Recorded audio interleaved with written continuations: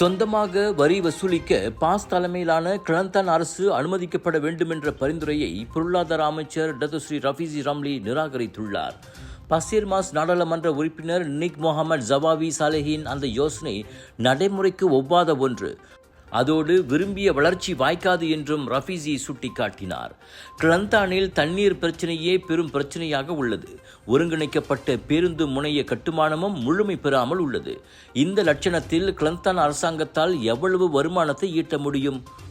ஒருவேளை வரி வசூலிப்பில் சுயாட்சி உரிமை வழங்கப்பட்டால் மேம்பாட்டு திட்டங்கள் தொடர்பான பிரச்சனைகளை கிளந்தான் தீர்த்துவிடுமா என தனது சமூக ஊடக பக்கத்தில் ரஃபீசி கேள்வி எழுப்பினார். கூட்டு அரசு அரசியலமைப்பு சட்டத்தின்படி வரி வசூலிக்கும் உரிமை மத்திய அரசாங்கத்துக்கே வழங்கப்பட்டுள்ளது குறிப்பிடத்தக்கது.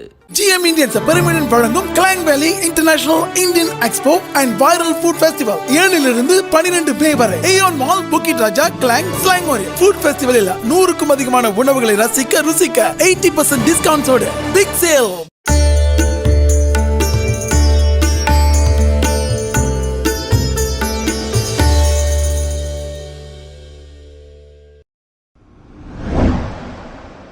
தமிழகத்தின் சென்னையில் 6வது முறையாக அனைத்துலக சைவ சித்தாந்த மாநாடு நடைபெற்று வருகிறது. 14 நாடுகளிலிருந்து 1000 பேராளர்கள் பங்கேற்கும் 3 நாள் இம்மாநாட்டினை நேற்று SRM பல்கலைக்கழகத்தில் தமிழக ஆளுநர் RN ரவி அதிகாரப்பூர்வமாக தொடக்கி வைத்தார்.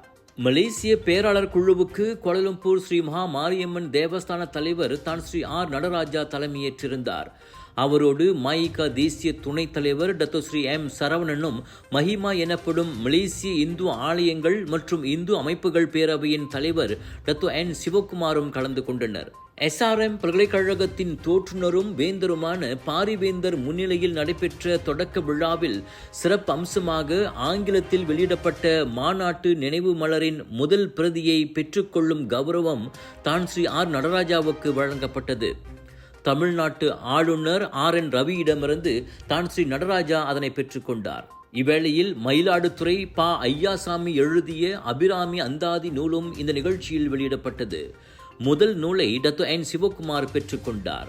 அவர் தமதுரையில் இளம் வயதிலேயே சைவ சித்தாந்த விழிப்புணர்வு தொடங்கப்பட வேண்டும் என வலியுறுத்தினார். கோலாலம்பூர் ஸ்ரீ மகா மாரியம்மன் தேவஸ்தானத்தின் அறங்காவலருமான சிவகுமார் இவ்வளவு பெரிய மாநாட்டை சிறப்பாக ஏற்பாடு செய்த குழுவினருக்கும் தமது நன்றியை தெரிவித்துக் கொண்டார். இதனிடையே 300 ஆய்வு கட்டுரைகள் இம்மாநாட்டில் சமர்ப்பிக்கப்பட்டன. ரத்தானா சமூக நலச்சங்கம் தனது 30ஆம் நிறைவாண்டை நேற்று விமரிசையாக கொண்டாடியது. சிராஸில் உள்ள பிரபல உல்லாச தலத்தில் இதயங்களை ஒளிரச் செய்தல், வாழ்க்கையை மாற்றுதல் என்ற கருப்பொருளில் இரவு விருந்தோடு அந்த நிகழ்ச்சி நடைபெற்றது. நன்கொடையாளர்கள், பயனாளிகள், வர்த்தக பிரமுகர்கள் என 2000 பேர் பங்கேற்ற அவ்விருந்தில் போக்குவரத்து அமைச்சர் ஆந்தனி லோக் சிறப்பு பிரமுகராக கலந்து கொண்டார். அவர் தமதுரையில் 30 ஆண்டுகளாக ரத்தானா சமூக உதவிகளை மட்டுமே செய்து வரவில்லை, மாறாக கண்ணியத்தையும் தூண்டுகிறது. இன்று உறுதியான மாற்றமாக மாற நாம் உறுதியெடுப்போம் என்றார் அவர். கலாச்சார நடனங்கள், இசை நிகழ்ச்சி, கேபாப் ஃபியூஷன் நடனம் என ரத்தானா குழந்தைகள் தங்களின் திறமையை வெளிப்படுத்தினர். 30ஆம் நிறைவாண்டின் அடையாளமாக ரத்தானா நிறுவனர் டத்தோ டாக்டர் ஸ்ரீ தம்மரத்னா, தலைவர் Dato Sri doctor K Sai தலைமையில் கேக் வெட்டப்பட்டது. ரத்தானா காப்பகங்களில் ஆதரவற்ற குழந்தைகள், முதியோர், தனித்து வாழும் தாய்மார்கள் உள்ளிட்ட 500 பேருக்கும் பயனளிக்கும் பல்வேறு சமூக நலத்திட்டங்களுக்கு நன்கொடை திரட்டவும் இந்த விருந்து நிகழ்ச்சி பயன்பட்டது. கடந்த ஆண்டு 1500 பேர் மட்டுமே பங்கேற்ற நிலையில் இவ்வாண்டு 2000 பேர் வந்திருந்தது ரத்தானாவின் சமூக நல காரியங்களுக்கு அதிகரித்து வரும் ஆதரவை புலப்படுத்தியது. பேறு குறைந்தவர்களுக்கான தங்களது சமூக உதவிகளை விரிவுபடுத்துவதில் அடுத்த ஆண்டு மேலும் அதிகமான நன்கொடையாளர்களுடன் 31ஆம் ஆண்டு விருந்து நிகழ்ச்சியை நடத்த அச்சங்கம் எண்ணியுள்ளது. MBI இன்டர்நேஷனல் குரூப் பான்சி முதலீட்டு திட்டம் மோசடி தொடர்பில் மேலும் ஒரு தான்ஸ்ரீ கைதாகியுள்ளார்.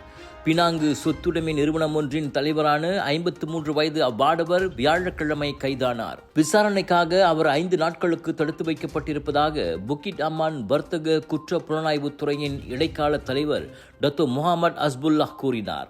சந்தேக நபரின் வீடு மற்றும் அலுவலகங்களிலிருந்து முக்கிய ஆவணங்களும் கைப்பற்றப்பட்டன. மோசடி கும்பலின் பினாமியாக செயல்பட்டு கருப்பு பணத்தை வெள்ளை பணமாக்கும் வேலையில் அவர் ஈடுபட்டு வந்ததாக நம்பப்படுகிறது. விசாரணைகள் தொடர்வதாக கூறிய டத்தோ ஹஸ்புல்லா மேலும் பலர் கைதாகும் சாத்தியத்தை மறுக்கவில்லை. இவ்விசாரணை குறித்த மேல் விவரங்கள் விரைவிலேயே ஒரு செய்தியாளர் சந்திப்பில் தெரிவிக்கப்படும் என்றார் அவர்.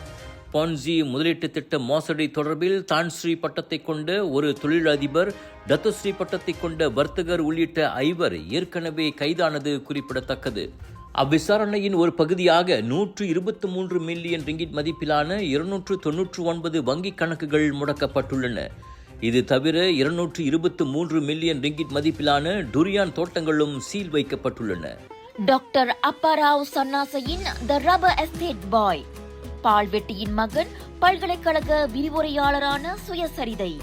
இவரின் மகள் டாக்டர் நிஷாந்தி அப்பாராவ் கைவண்ணத்தில் உருவான டிவினிட்டி இன் டைவர்சிட்டி, 108 இந்து தெய்வங்களின் சுருக்க கதை. தந்தை மகள் படித்திருக்கும் இந்த சிறப்புமிகு நூல்களை உடனே வாங்கி படியுங்கள். ஜோஹர் பாருவில் ஸ்பா மற்றும் உடம்புப்பிடி மையம் ஒன்றில் நேற்று நடத்தப்பட்ட சோதனையில் பாலியல் தொழிலுக்கு கட்டாயப்படுத்தப்பட்டதாக நம்பப்படும் வயது குறைந்த 10 வெளிநாட்டு பெண்கள் மீட்கப்பட்டனர். அவர்களில் 6 வியட்நாமியர்கள், 4 இந்தோனேசியர்கள் ஆவர். அவர்கள் போலி வேலை வாய்ப்புகளால் ஏமாற்றி கூட்டி வரப்பட்டவர்கள் என குடிநுழைவுத்துறை தலைமை இயக்குனர் ஜக்காரியா ஹபான் கூறினார். அவர்களின் சம்பளம் மறுக்கப்பட்டு நடமாட்டம் கட்டுப்படுத்தப்பட்டு கடப்பிதழ்களும் வாங்கி வைத்துக் கொள்ளப்பட்டது தொடக்க கட்ட விசாரணையில் தெரிய வந்தது. முழு விசாரணைகள் முடியும் வரை 13 வயது அப்பெண்கள் காப்பகம் ஒன்றில் தங்க வைக்கப்பட்டுள்ளனர். இவ்வேளையில் அம்மையத்தில் விபச்சாரம் செய்து வந்ததன் பேரில் 37 வியட்நாமிய பெண்களும் 16 இந்தோனேசிய பெண்களும் கைதாகினர். வீசேட் மற்றும் வாட்ஸ்அப் வாயிலாக குறிப்பிட்ட வாடிக்கையாளர்களுக்கு மணிக்கு 200 முதல் 300 ரிங்கிட் வரையில் அவர்கள் சேவை வழங்கி வந்துள்ளனர். இது தவிர துப்புரவு பணியாளர்களான இந்தோனேசியா, வியட்நாம் மற்றும் வங்காளதேசத்தைச் சேர்ந்த 11 ஆண்களும் வெளிநாட்டு பெண்களை தெரிவித்து வந்த 7 மலேசிய ஆடவர்களும் கைதாகினர். விலையோ மலிவு, செலவோ குறைவு, தரமோ உயர்வு, மனமோ நிறைவு. மக்களின் தேர்வு என்ரிகோஸ் முழு ஆடை சத்துள்ள பால்மாவு.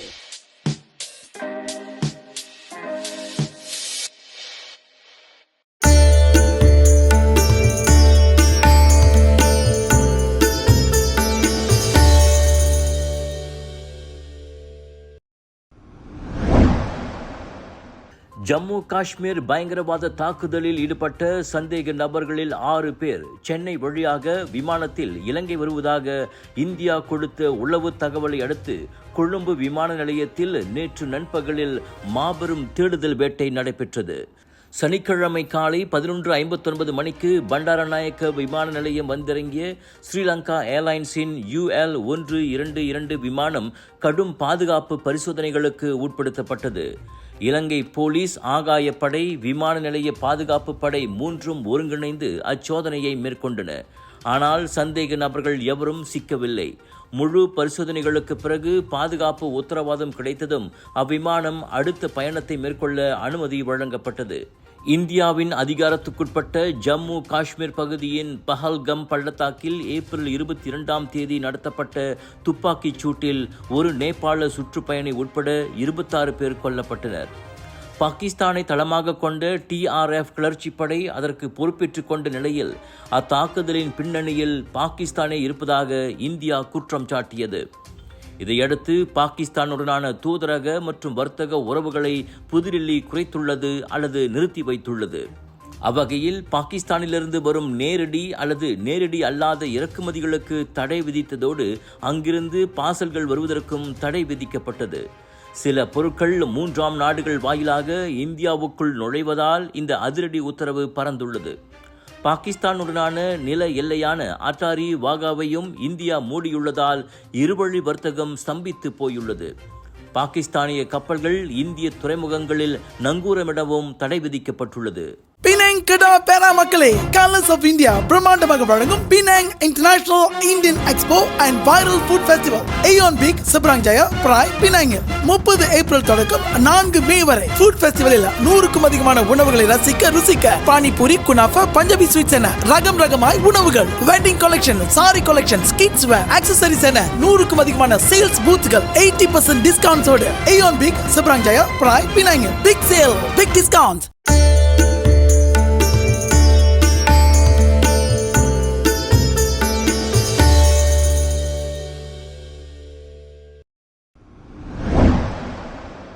சிங்கப்பூர் மற்றும் ஆஸ்திரேலியாவில் சனிக்கிழமை நடைபெற்ற பொது தேர்தல்களில் ஆளும் கட்சிகளே அபார வெற்றி பெற்றுள்ளன. இரு நாடுகளிலும் தேர்தல் கடுமையாக இருக்கும் என்ற கருத்து கணிப்புகளை பொய்யாக்கி வாக்காளர்கள் நடப்பு அரசாங்கங்களுக்கு அமோக வெற்றியை கொடுத்துள்ளனர். சிங்கப்பூரில் ஆளும் PAP கட்சி 97 நாடாளுமன்ற தொகுதிகளில் 87 இடங்களை கைப்பற்றியது. அது பெற்ற மொத்த வாக்குகள் 65.57 விழுக்காடாகும். 2020 பொதுத் தேர்தலை விட இது 4 விழுக்காடு அதிகமாகும். பிரதமர் என்ற முறையில் லாரன்ஸ் வாங் சந்தித்த இந்த முதல் தேர்தலில் சிங்கப்பூர் வாக்காளர்கள் அவருக்கு 3/2 பங்குக்கும் அதிகமாகவே வெற்றியை அள்ளி கொடுத்துள்ளனர். செல்வாக்குமிக்க முன்னாள் பிரதமர் லீ சியன் லூங்கின் நிழலிலிருந்து விலகி அரசாங்கத்தையும் PAP கட்சியையும் தன் முழு கட்டுப்பாட்டுக்குள் கொண்டு வர இதன் மூலம் லாரன்ஸ் வாங்கிற்கு வாய்ப்பு ஏற்பட்டுள்ளது. சிங்கப்பூரில் 1965ஆம் ஆண்டிலிருந்து PAP கட்சியை ஆட்சி செய்து வருகிறது. இவ்வேளையில் ஆஸ்திரேலியாவில் பிரதமர் ஆந்தனி அல்பனீஸ் தலைமையிலான தொழிலாளர் கட்சி 2ஆம் தவணையாக ஆட்சியை தக்க வைத்துக் கொண்டுள்ளது.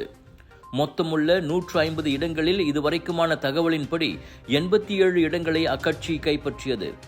பிரபலம் அல்லாத பிரதமர் என முத்திரை குத்தப்பட்டாலும் அல்பனீஸுக்கு ஆஸ்திரேலிய வாக்காளர்கள் அமோக வெற்றியை கொடுத்துள்ளனர். 2004ஆம் ஆண்டுக்கு பிறகு ஆஸ்திரேலியாவில் ஒரே கட்சி ஆட்சியை தக்க வைத்துக் கொண்டிருப்பது இதுவே முதன்முறையாகும். லாரன்ஸ் வாங், ஆந்தனி அல்பனீஸ் இருவருக்கும் உலக தலைவர்கள் வாழ்த்துக்களை தெரிவித்து வருகின்றனர்.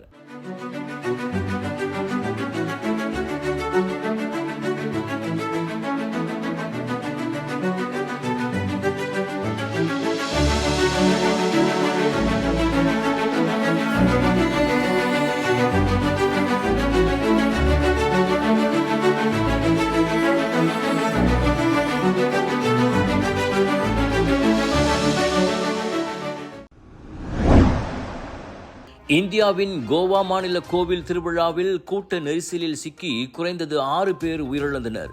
70க்கும் மேற்பட்டோர் காயமடைந்தனர். அவர்களில் பலரது நிலைமை கவலைக்கிடமாக உள்ளது. தலைநகர் பனஜியிலிருந்து 40 கிலோமீட்டர் தொலைவில் ஸ்ரீ லைரை தேவி கோவிலில் வருடாந்திர திருவிழா நடைபெற்றது.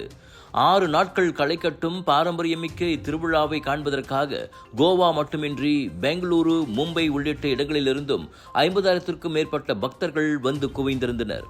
இந்நிலையில் சனிக்கிழமை அதிகாலை 3 மணிக்கு தீமிதி விழா தொடங்கிய போது திடீரென கூட்டம் அதிகரித்தது. தள்ளுமுள்ளு ஏற்பட்டு பலர் கீழே விழுந்து ஒருவரை மிதித்ததால் அவ்விடமே கலவரமானது. அதில் 2 பெண்கள் உட்பட 6 பேர் உயிரிழந்தனர். மின்கசிவு ஏற்பட்டதாக வதந்தி பரவியதால் கூட்டத்தில் இருந்தவர்கள் மத்தியில் பீதி ஏற்பட்டு ஓட முயன்றதால் இச்சம்பவம் ஏற்பட்டதாக கூறப்படுகிறது. எனினும் உண்மை காரணத்தை கண்டறிய மாநில அரசு உடனடி விசாரணைக்கு உத்தரவிட்டுள்ளது. ராஜயோகாவின் மங்களகரம் நிறைந்த தனித்துவம் கொண்ட சூடம், ராஜயோகாவின் தெய்வீக நறுமணம் நிறைந்த அகர்பத்திகள் மற்றும் இயற்கையான நறுமணம் கொண்ட ராஜயோகாவின் சாம்பிராணிகள் என பூஜைக்கான தேவைகளை உங்களிடம் கொண்டு வருகிறார்கள் ராஜயோகா. இது ஒரு சிம்லா மார்க்கெட்டிங்கின் தரமான வெளியீடு.